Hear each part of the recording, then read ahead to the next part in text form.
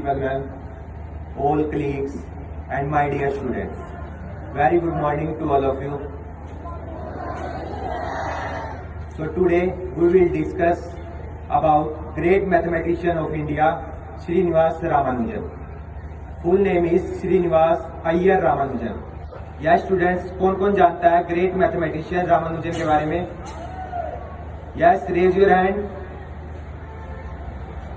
कोई भी नहीं जानता? यस, मैथ्स के स्टूडेंट हो आप.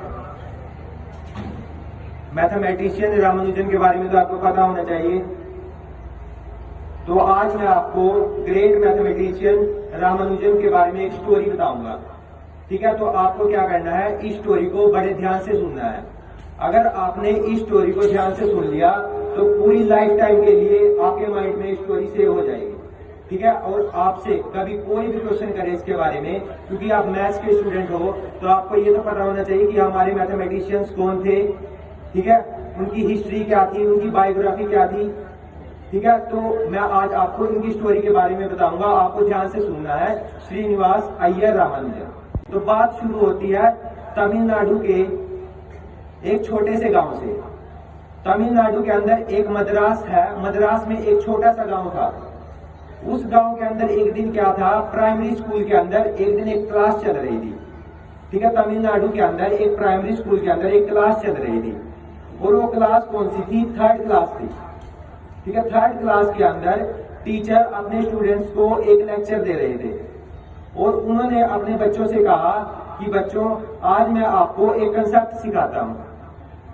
तो उन्होंने कहा कि चलो बच्चों, आज मैं आपको डिवीजन सिखाता हूं कि कैसे हम नंबर्स को डिवाइड करते हैं. तो उन्होंने अपने बच्चों को डिवीजन सिखाने के लिए एक एग्जाम्पल का यूज किया कि कैसे मैं अपने बच्चों को आसान तरीके से डिवीजन सिखा सकूं, क्योंकि थर्ड क्लास में डिवाइड करना सिखा देते हैं बच्चों को, कैसे हम नंबर्स को डिवाइड करते हैं. तो उन्होंने एक एग्जाम्पल यूज किया. उन्होंने कहा, स्टूडेंट्स आप मुझे एक क्वेश्चन बताओ कि अगर मेरे पास 3 बनानास हैं और क्लास के अंदर 3 स्टूडेंट्स हैं. अगर मेरे पास 3 बनानास हैं और क्लास के अंदर 3 स्टूडेंट्स हैं, तो आप ये बताओ, अगर मैं हर एक बनाना सभी स्टूडेंट्स को इक्वली डिस्ट्रीब्यूट करूं तो हर एक स्टूडेंट के पास कितने बनानास आएंगे? तो 3 बनानास थे, क्लास में 3 स्टूडेंट्स थे, तो सभी बच्चों ने बोला कि हर एक स्टूडेंट के पास एक एक बनाना जाएगा, क्योंकि 3 बनाना से 3 स्टूडेंट्स थे. अगर हम सभी स्टूडेंट्स को 1-1 बनाना डिस्ट्रीब्यूट करें तो सभी के पास इक्वली डिवाइड हो जाएंगे. तो सभी बच्चों ने एक क्वेश्चन तो बता दिया. अब सेकंड क्वेश्चन ये था कि अब मुझे ये बताओ कि अगर क्लास में 1000 स्टूडेंट हैं और मेरे पास 1000 बनानास हैं, तो हर एक स्टूडेंट के पास कितने बनानास डिवाइड होंगे? तो सभी स्टूडेंट ने फिर दोबारा बोल दिया कि 1000 स्टूडेंट हैं, 1000 बनानास हैं, हर एक स्टूडेंट के पास 1-1 बनाना जाएगा, 1-1 बनाना डिस्ट्रीब्यूट होगा. ठीक है, तो ये क्वेश्चन, दोनों क्वेश्चन सभी बच्चों ने अपने टीचर को बता दिए. तो टीचर ने यहां से कंक्लूजन ये निकाला कि अगर हम किसी भी नंबर को उसी सेम नंबर से डिवाइड करते हैं तो आंसर हमारे पास हमेशा 1 आएगा. जैसे फर्स्ट एग्जांपल बताया, अगर 3 को 3 से डिवाइड करेंगे तो आंसर 1 आएगा. 1000 को 1000 से डिवाइड करेंगे, आंसर 1 आएगा. या कोई भी नंबर हो जो सेम नंबर है, उस सेम नंबर को सेम नंबर से डिवाइड करते हैं तो आंसर हमेशा 1 आता है. तो सभी टीचर ने पूछा, क्या आपको डिवीजन करना सभी को आ गया? सभी स्टूडेंट्स ने बोल दिया, यस सर, हमें तो डिवीजन करना आ गया. तो टीचर ने पूछा, क्या किसी स्टूडेंट को कोई डाउट है? तो बच्चों ने बोल दिया, जैसे क्लास में सभी बच्चे बोल देते हैं कि हमें तो समझ आ गया, हमें तो कोई भी डाउट नहीं है. तो तभी एक स्टूडेंट खड़ा होता है अपनी सीट पे और हैंड रेज करके पूछता है कि सर मुझे एक डाउट है. और हैंड रेज करके पूछता है कि सर मुझे एक डाउट है. उस बच्चे ने क्या पूछा?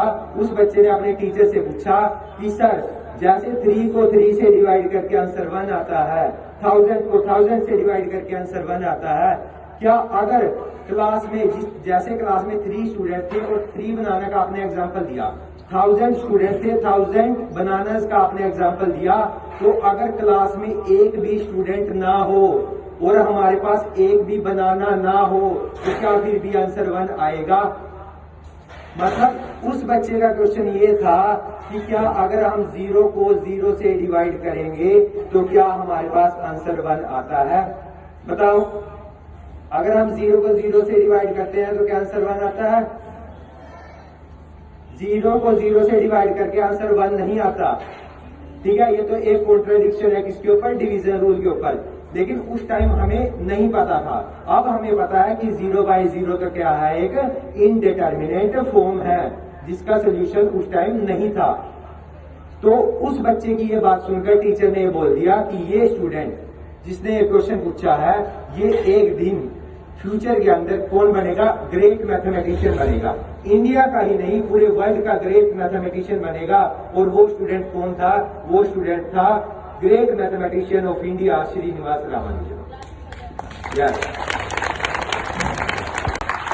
तो ऐसे ही उन्होंने वो करते गए, क्लास 3rd की बात थी, ऐसे ही वो करते गए, उनका इंटरेस्ट मैथ्स में बढ़ता चला गया। उन्होंने प्राइमरी स्कूल में थे, प्राइमरी स्कूल 5th तक की अपनी पढ़ाई पूरी कर ली। जैसे ही उन्होंने प्राइमरी कंप्लीट कर ली, उसके बाद उनका इंटरेस्ट बढ़ता गया, वो +2 क्लास तक पहुंच गए।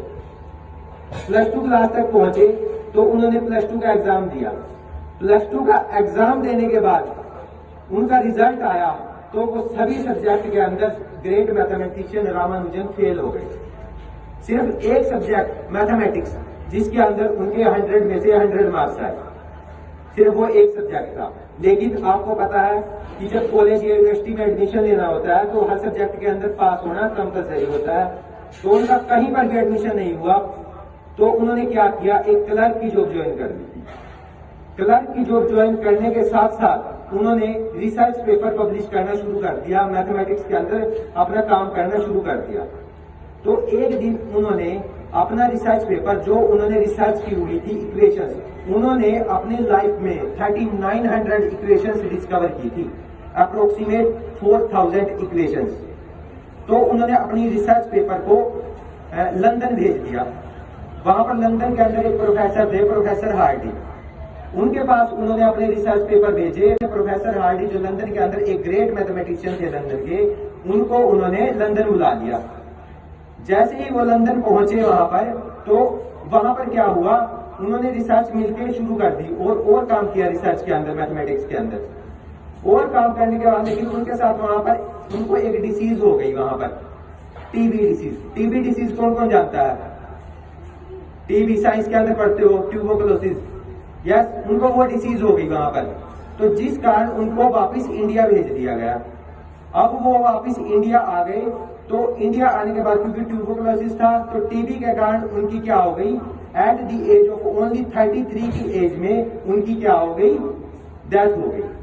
लेकिन आज भी हम उनको ग्रेट मैथमेटिशियन के रूप में जानते हैं कि वो